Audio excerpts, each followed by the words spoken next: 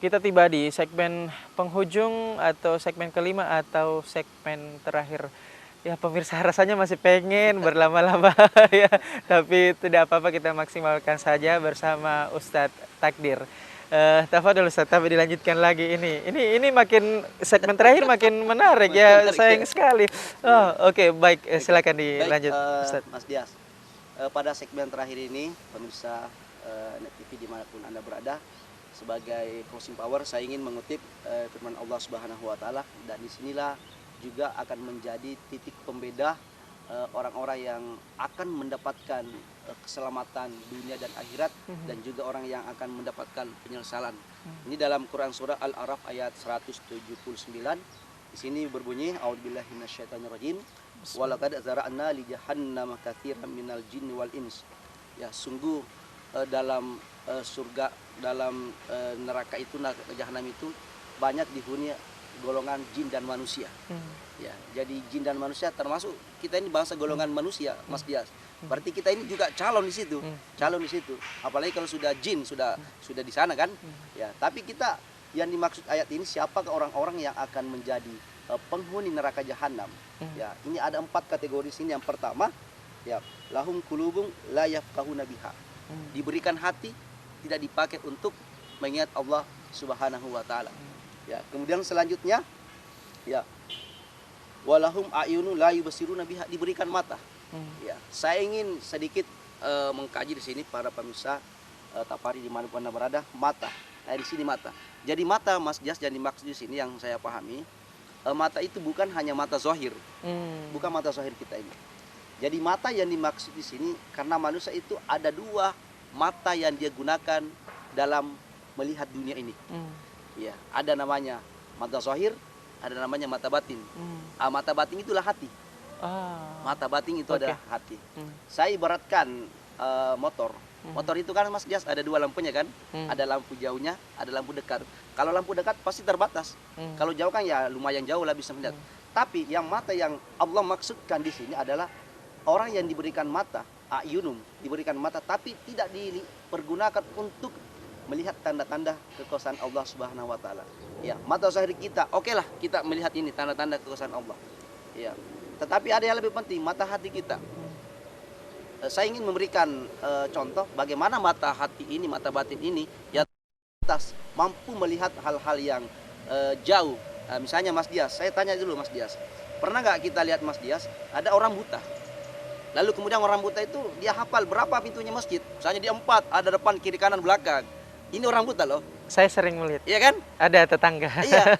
Tapi yang aneh Mas Dias, ada orang tidak buta melihat seperti kita ini. Tapi ditanya berapa pintunya masjid, dia tidak tahu. Kenapa? Karena tidak pernah masuk ke masjid. Ya, jadi memang dia melihat mata zahirnya, tapi mata batinnya tidak melihat. Artinya apa? Tidak mendapatkan petunjuk melihat bahwa datang ke masjid itu adalah kemuliaan. Baik. Ya.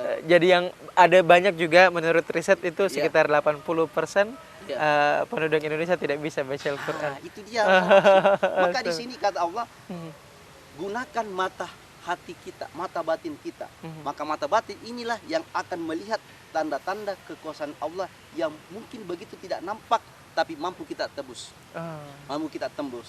Ya, seperti tadi, orang yang menggunakan mata zahirnya di muka bumi ini, maka dia sangat terbatas dalam melihat dunia ini. Tadi orang yang buta itu sebenarnya yang menyala itu bukan mata zahirnya, tapi yang menyala itu adalah mata batin, mata yang batinnya. menuntun ya. Yang menuntun itu mata batinnya. Ya, andai kata misalnya gini, andai kata ada pilihan mana yang kita harapkan, mana kita pilih, mata zahir kita mati, lampunya mati, atau mata batin kita. Maka secara orang berpikir panjang ke depannya, mending mata zahirnya daripada mata batin kita. Karena mata zahir yang mati belum bisa melihat dunia secara utuh, tapi kalau mata hati kita yang buta, jangankan dunia, akhirat pun lebih-lebih tidak akan bisa kelihatan. Masya Allah. Nah, boleh mungkin disimpulkan sebagai akhir Ustadz pertemuan kita pada pagi hari ini, boleh tafadhal disimpulkan ke pemirsa.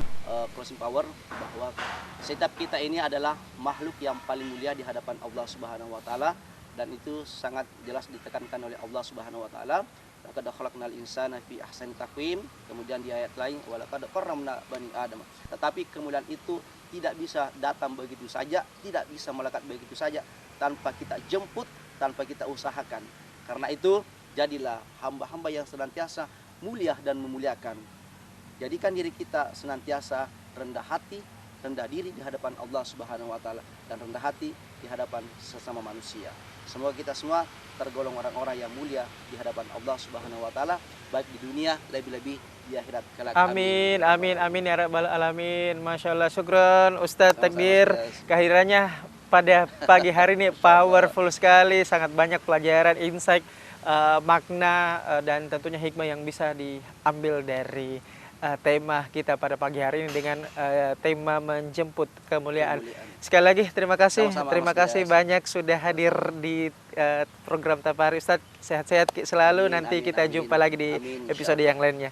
Itulah tadi ya tausiah yang diberikan oleh Ustadz Takdir. Akhir kata seluruh kerabat kerja Net TV Sulsel pamit undur diri. Saya Redias Zahril dan Ustadz Takdir ya. Assalamualaikum warahmatullahi wabarakatuh dan sampai jumpa dalam program Tapari selanjutnya.